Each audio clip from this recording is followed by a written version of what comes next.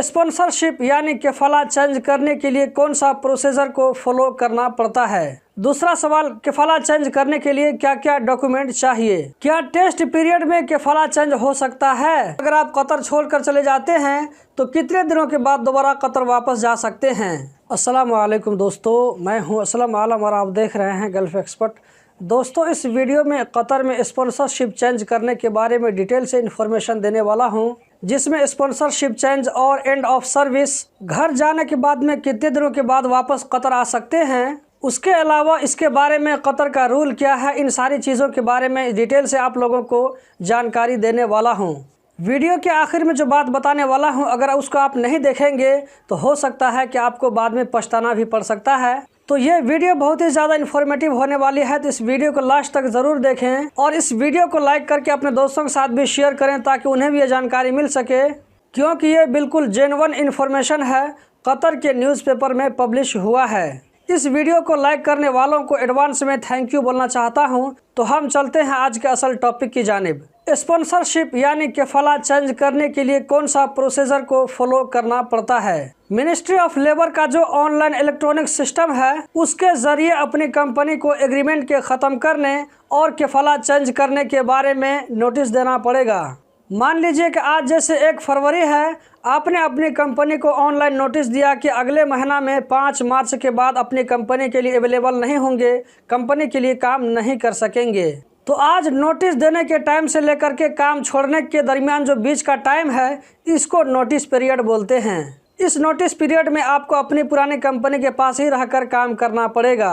अभी notice period चल रहा है, इसीलिए आप नई कंपनी के पास में जाकर के काम नहीं कर सकते हैं। दूसरा सवाल, कफाला चेंज करने के लिए क्या क्या डॉक्यूमेंट चाहिए। यहाँ पर दोस्तों मिनिस्ट्री की तरफ से सिर्फ 3 चीज़ के बारे में कहा गया है। एक फार्म आता है जिसको भरना पड़ता है, दूसरा लेबर मिनिस्ट्री से अप्रूव्ड एग्रीमेंट, तीसरी चीज नई कंपनी की तरफ से एक लेटर चाहिए जिसमें यह लिखा होना चाहिए कि इस बंदे को हम अपनी कंपनी में ट्रांसफर कर रहे हैं। यहाँ पर सिर्फ 3 चीज़ों के बारे में बताया गया है, लेकिन सिर्फ इन 3 चीज़ों से काम नहीं चलेगा।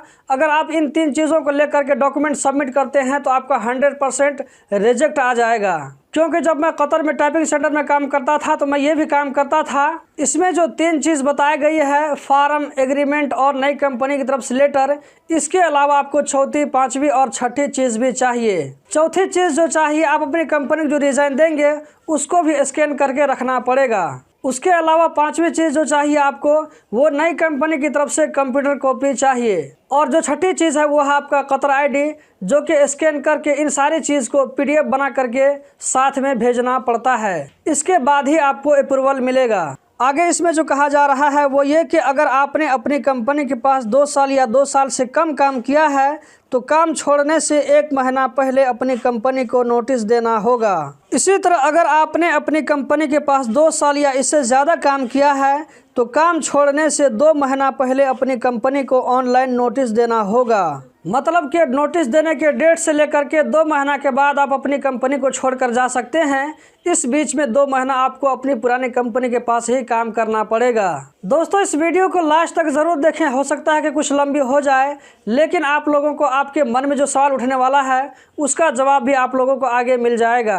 अगर आपको एक बार में समझ में नहीं आता है तो वीडियो को दोबारा से देख लें, आप लोगों को बात समझ में आ जाएगी। ऊपर जो मैंने आप लोगों को 6 तरह के जो डॉक्यूमेंट का नाम बताया है, अगर आप इन सारी चीज़ों को सबमिट करते हैं तो आपके मोबाइल में एक मैसेज आता है। मैं OTP की बात नहीं कर रहा हूँ। मैसेज में आपका एप्लीकेशन नंबर लिखा रहेगा और ये भी लिखा रहेगा कि आपका एप्लीकेशन सबमिट हो गया है। अब इसको लेबर मिनिस्ट्री वाले सिस्टम में सब कुछ चेक करेंगे।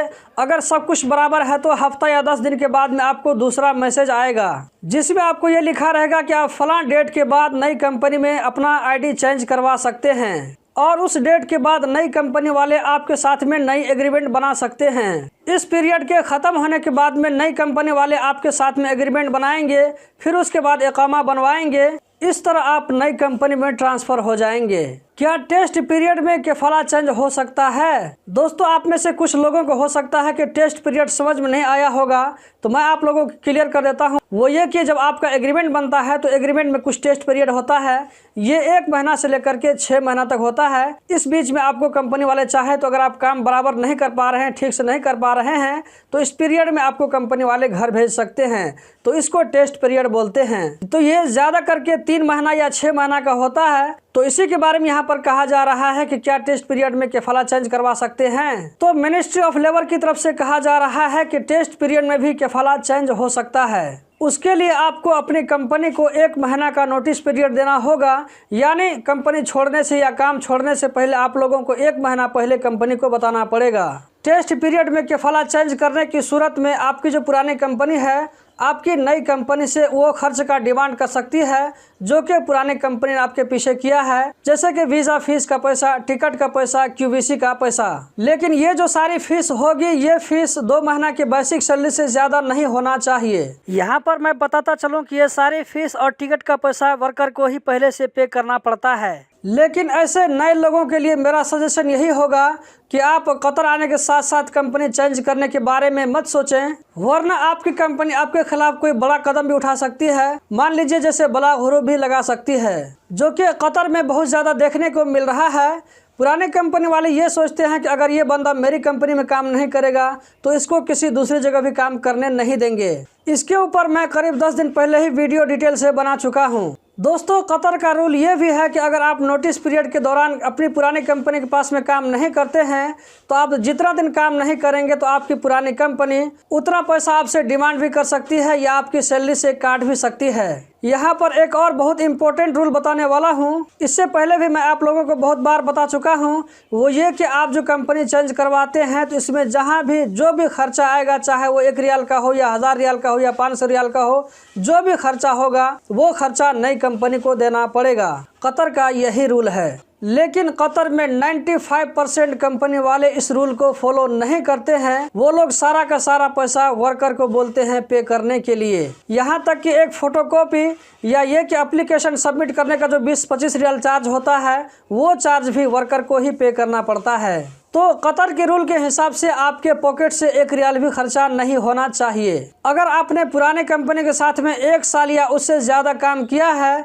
तो आपको कतर रूल के हिसाब से सर्विस ग्रेजुएटी बोनस और इसी तरह 1 साल में 21 दिन की छुट्टी होती है, उसकी भी सैलरी मिलनी चाहिए। अगर आपने उस छुट्टी को नहीं लिया है और उन छुट्टियों के दौरान में कंपनी में काम किया है। यहाँ पर दोस्तों आखिरी सवाल ये है कि अगर आप कतर छोड़कर चले जाते हैं तो कितने दिनों के बाद दोबारा कतर वापस जा सकते हैं? उसका जवाब ये है कि अगर आप अपनी कंपनी को बिना बताए, बिना नोटिस दिए घर चले जाते हैं, या ये कि आपने तो नोटिस दिया कंपनी को कि 1 महीने के बाद हम घर जा रहे हैं, लेकिन उस नोटिस पीरियड के ख़त्म होने से पहले आप घर चले जाते हैं, तो इन दोनों सूरतों में आप 1 साल तक दोबारा कतर वापस नहीं आ सकते हैं। इसका मतलब ये हुआ कि अगर आप कतर से फाइनल एग्जिट जाना चाहते हैं तो घर जाने से पहले आप कंपनी वाले को ऑनलाइन 1 महीना पहले नोटिस दीजिए। इस सूरत में आप घर जाते हैं तो घर जाने के बाद में आप कभी भी कतर से वापस आ सकते हैं। दोस्तों, अब मैं वीडियो के आखिर में अपनी तरफ से कुछ कहना चाहता हूं, इसको भी ज़रूर ध्यान से सुने और इग्नोर मत करें। कतर में बहुत सारी ऐसी कंपनी हैं कि अगर आप उसको इस तरह का कोई भी नोटिस देंगे,